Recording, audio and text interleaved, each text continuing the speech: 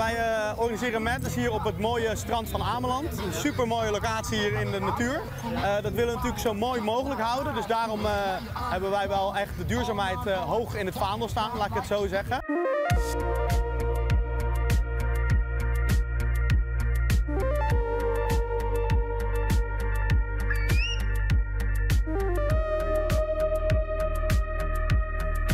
In een nijeriege van de oertocht gaan we op zoek naar de dwarszame toekomst van het waad. Hoe sjoggen de waadeilanden eruit tot 10 hier?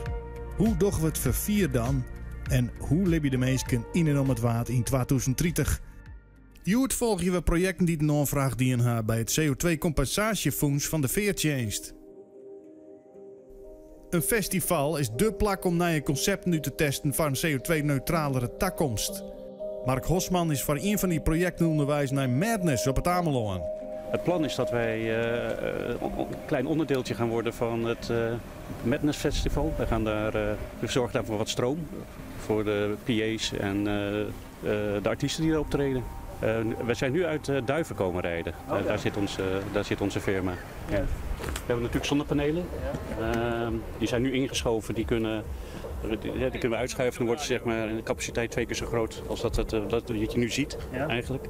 En een backup, dus op het moment dat er te weinig zonlicht is of heel veel stroom gevraagd wordt, dan springt de motor bij. Ja. En die laat dan zeg maar de accu's ook weer op. En dat doen we dan allemaal ook met biodiesel. Volgens mij is het richting 6 uur of zo dat alles geïnstalleerd moet zijn of moet worden. Ja. Ja. Gaat hij daar meedoen? Ja, soms wel. Ja? Ja, we gaan lekker naar Ameland. Een beetje uitwaaien. Ik wou zeggen een beetje kiten, ga ik niet. Nee, niet. Nee. Nee, ik ben geblesseerd. Oh. Ik heb mijn enkel gebroken. Oh, meen je? Ja. Kan je mijn litteken ook zien? Nou, zien, ja. De kiten zit er voorlopig weer in. Oh, ja. Door een golfje wat een beetje lullig brak. Ja, het is gewoon lekker buiten het hele weekend. Heel veel te doen, van sport tot muziek, tot gewoon lekker surfen. Op het strand chillen in de duinen. De camping altijd een hele gezellige sfeer. Dus ja, het is gewoon echt hartstikke leuk allemaal. Ja. Madness is bewust net een grut festival en daarom was erbij wezen om kaartjes te krijgen. Dus als je weet wanneer de kaartverkoop begint, dan moet je gewoon achter je computertje klaar gaan zitten. Ja? En dan zorg dat je er eentje scoort. Wagenborg hier in augustus krijgt een nieuwe tijdelijke dienstregeling ingesteld. De schepenkilkoor net meer veilig passeren is de boodschap. Er zijn een heel soort boeken scrost of verpleetst. Madness koel vol trok in. Al wie het wel een puzzel voor organisator Danny Metz. Ja, het is spannend allemaal. Ja? Ja. Nou ja, we zitten natuurlijk, we gaan van 2 boten naar 1 boot. En dat heeft wel wat impact op je festival. En ja, dan kom je tot een logistieke uitdaging. En daar zijn we nu hard mee bezig. Ja, het festival staat vol. Hè. Alle grote dingen staan opgebouwd. Dus we zijn nu veel met decor aan het bouwen. Maar ja, veel partners die komen van het vasteland. En die moeten op donderdag en vrijdag plaatsen. We hebben 1 vaste ader door het festival. En ja, dat is een logistiek ding. En daar zijn we nu vol mee aan het werk. De zinnepaneel moet nog een paar uur wachten tot er een shovel beschikbaar is. Ja, omdat de wielen vrij kort op elkaar zitten en het toch 2,5 ton weegt, kan dat heel makkelijk wegzakken. Maar hij heeft gezegd dat het over de rijplaten gaat en dan is het geen enkel probleem. Roeman van der Kolk en Marten van Oostveen ben ook al aan het opbouwen met haar kunstwerk. Ze zullen stroom krijgen van de zinnepaneel voor haar installatie. Dus dit werk op Madness hebben we gemaakt omdat het de verhouding met de zee, het festival en de eerste wasdag thuis eigenlijk. En daarbij is het dat als je je synthetische kleding wast, dat er dan microplastic vrijkomt. En ja, als dat niet gefilterd wordt, wordt het eigenlijk helemaal niet gefilterd. En komt het in het oppervlaktewater terecht eigenlijk. Nou, als het goed is, er ligt een pomp in zee. Ja. En die haalt het water dan naar de wasmachine toe. Ja. Dan wast hij een wasprogramma wat een bezoeker mag uitkiezen. Die zet zelf die wasmachine aan. Ja. En dan gaat de wasmachine draaien. En dan op het moment dat het afgepompt wordt, gaat het door een microplastic filter heen. Dus dan wordt de microplastic uit de zee gefilterd. En dan er ligt ook nog een wasmachine bij de kustlijn. En die geeft dan het schone water terug. Josine van de Slackline Crew is al een beetje aan het oefenen van morgen als het festival uiteen zet. Ik zelf ben student psychobiologie. Oh ja, en, voor de rest hou ik heel veel van alles met bewegen. En Dus vandaar dat ik hier op dit festival terecht ben gekomen. Het het festival uiteindelijk zetten ze vooral workshops aan hoe je een touw rennen matten.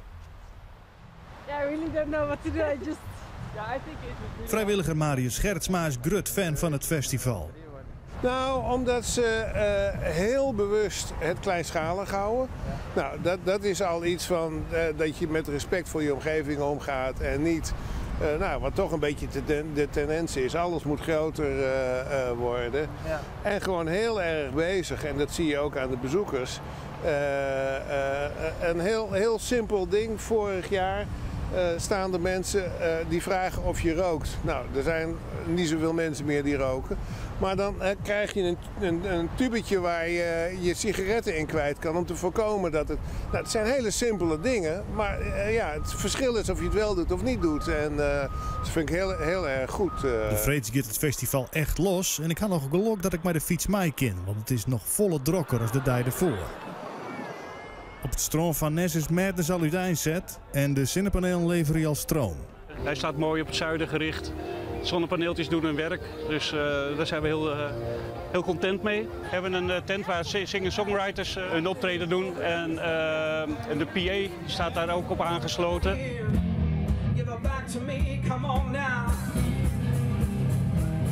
Wij organiseren Madness hier op het mooie strand van Ameland. Een super mooie locatie hier in de natuur. Dat willen we natuurlijk zo mooi mogelijk houden. Dus daarom hebben wij wel echt de duurzaamheid hoog in het vaandel staan, laat ik het zo zeggen. Dat doen we op verschillende manieren eigenlijk voor en achter de schermen. Achter de schermen kan je denken aan ons drukwerk wat biologisch afbreekbaar is. Of dit jaar dat we met hardcups werken, waardoor mensen dus een beker moeten inleveren en weer terugkrijgen. En je geen plastic in het zand krijgt. Maar je ziet hier ook achter bijvoorbeeld de solar stage, waar dus een podium helemaal draait op zonne-energie. De organisatie had voor een aantal projecten een aanvraag die bij het CO2-compensatiefonds van Wagenborg. Reizigers kunnen ervoor kiezen om erom bij te dragen. En lokale ondernemers kunnen yield aanvragen van goede ideeën die het CO2-uitstoot voorkomen. En zelf ben ik in 2012 bij de organisatie gekomen. Maar in 2008 was toen bij de eerste editie de duurzaamheid ook al een ding. Toen werd er ook op zonnecellen gekookt en was er al een podium waar je met fietsjes een aggregaat kon aandrijven, waardoor er weer een band op die energie kon spelen. Dus zo is dat van het begin al bezig. Een groot part van de stroom komt nog wel uit traditionele generatoren met biodiesel. Waarom draaien de festivals nog net 100% op zonnepaneel? Ja, mensen gaan denk ik uit van veiligheid. Hè? Die doen al jaren met bepaalde partijen zaken. En dit is natuurlijk vrij nieuw. Ja. Maar we zien bijvoorbeeld in de bouw in bepaalde besluiten wordt dat gewoon niet ingepland, een dieselaggregaat. Maar dat moet er gewoon een hybride apparaat zijn.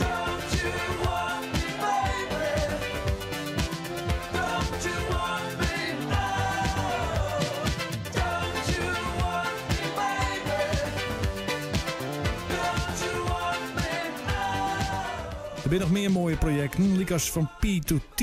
Nou, we staan hier eigenlijk bij P2T. Laat hem hangen. En P2T is eigenlijk wat wij opvangen is puur urine van mannen en vrouwen. We staan hier bij een unisex urinoir. En wij vangen hier de urine op en die zetten wij om met onze speciaal geprepareerde machine naar 10% meststoffen en 90% water. En die 10% meststoffen, daar telen wij weer verse munt op. Ik dacht eindelijk efficiënt zoals een man plassen. Namelijk, bij vrouwen zijn altijd rijen. Ja. Dus ik dacht dat is heel vervelend. Maar dit is heel makkelijk, want je kan gewoon zo erop. En dan kan je ontspannen, maar dat is niet zo. Want je moet omdraaien. Ja. Dus ik weet nog niet zo goed wat het rijenprobleem nu gaat oplossen. Het is achteruit inparkeren voor de vrouw, vooruit voor de man. En dan uiteindelijk vrouw iets door de benen laten zakken en plassen. 30 seconden, 35 seconden is iedereen er weer uit. En waar je normaal is het 1,5 minuut. Ja. En dan ga je even je telefoon checken. Insta checken. Heb jij je telefoon gecheckt? Ja. Nee, maar ik heb ook mijn telefoon niet bij me op dit moment. Kijk, dat is beter. Ik vind het wel... En uiteindelijk gebruiken we dus geen water om door te spoelen. Dus als ik hier, vorig jaar hadden we 5000 liter urine. Dus dat is 20.000 plasjes van mannen en een paar van vrouwen, want toen hadden we een pilot hier. Dus uiteindelijk als je ziet, 20.000 plasjes is best veel.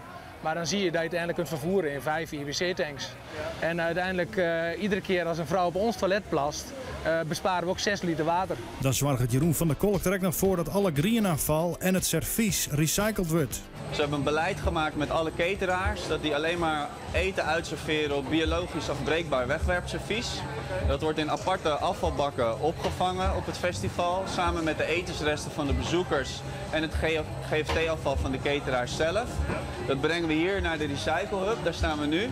En nadat zij de check hebben gedaan, gooien we het in deze composteermachine. En die machine is in staat om al het materiaal binnen 24 uur om te zetten tot compost. Mensen kunnen dat mee naar huis krijgen om iets in te laten groeien. Of het wordt naar boeren gebracht, waardoor ook weer daar dingen in kunnen groeien. En dat is ook weer een leuk voorbeeld van dat je de bezoeker er ook weer bij betrekt en laat zien, hé, dat kan ook op die manier, zeg maar. Het is een beetje een soort van de ogen openen, als het ware. Na je wieken in de oertocht. En het voordeel van Verwerd is dat de veerboot dan gebruik kan maken van het Danziggat. En het Danziggat is een geul die van nature veel dieper en veel breder is dan de geulen waar we bij Holwerd gebruik van maken.